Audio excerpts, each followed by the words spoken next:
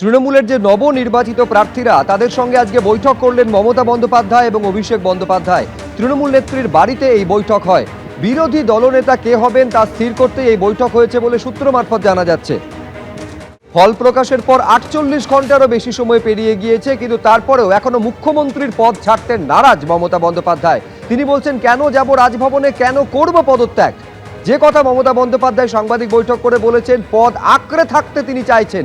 তা নিয়ে আজকে শুভেন্দু অধিকারী কি বললেন শুনবো একবার।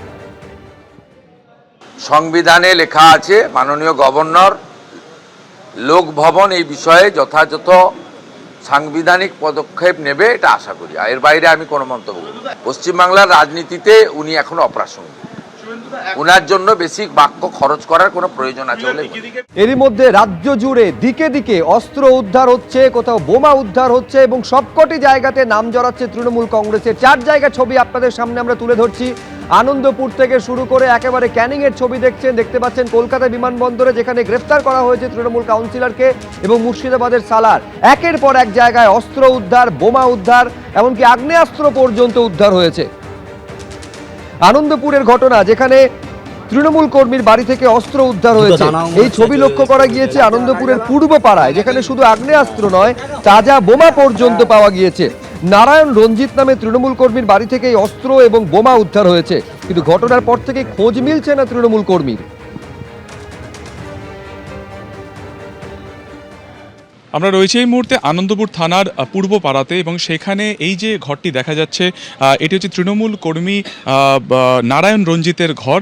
গতকালকে আনন্দপুর থানা এবং সেন্ট্রাল ফোর্স এখানে আসে, এবং এই বাড়ির ভেতর থেকে যে বক্স খাট ছিল, সেই বক্স খাট থেকে একাধিক আগ্নেয়াস্ত্র এবং সেখান থেকে কিন্তু এক্সপ্লোসিভ ইতিমধ্যে উদ্ধার করা হয়েছে। যদিও ঘটনার পর থেকে সেই অভিযুক্ত যে ব্যক্তি অর্থাৎ নারায়ণ রঞ্জিত, সে কিন্তু পলাতক অবস্থাতে রয়েছে এবং ঘরটি কিন্তু ইতিমধ্যে সিল করে দেওয়া হয়েছে। গতকাল সন্ধ্যাবেলাতে গোপন সূত্রে খবর পেয়ে পুলিশ এখানে আসে এবং এর বিস্তীর্ণ যে ঘর রয়েছে সেই ঘর তারা সার্চ করে, এবং সার্চ করার পর তারা দেখতে পান যে একটি বক্স খাট রয়েছে, এবং সেই বক্স খাটের ভেতরে বেশ কিছু জায়গাতে বোমাও সেখান থেকে উদ্ধার করা হয়। শুধুমাত্র তাই নয়, একটি প্লাস্টিকের থলি সেখান থেকে পাওয়া যায়, এবং সেই প্লাস্টিকের থলি থেকে একাধিক আগ্নেয়াস্ত্র সেখান থেকে কিন্তু ইতিমধ্যে উদ্ধার করা হয়েছে। কিভাবে এই আগ্নেয়াস্ত্র এখানে আসলো এবং কেনই বা এখানে মজুত করা ছিল, গোটা বিষয়টি কিন্তু আনন্দপুর থানার তরফে খতিয়ে দেখা হচ্ছে। ক্যামেরা অভিজিৎ দত্তের সঙ্গে সুকান্ত মুখোপাধ্যায়, এবিপি আনন্দ, কলকাতা। এটা নারায়ণ রঞ্জিতের বাড়ি। সে ছিল এখানকার যে কাউন্সিলর সুশান্ত ঘোষ, তার রাইট হ্যান্ড, বড় ডন এখানকার।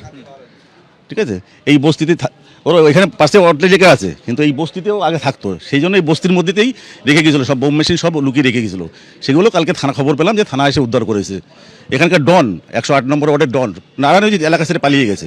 এরা মানে গণনার আগের দিন অবধি এরা ছিল। হ্যাঁ, 3 তারিখ অবধি ছিল।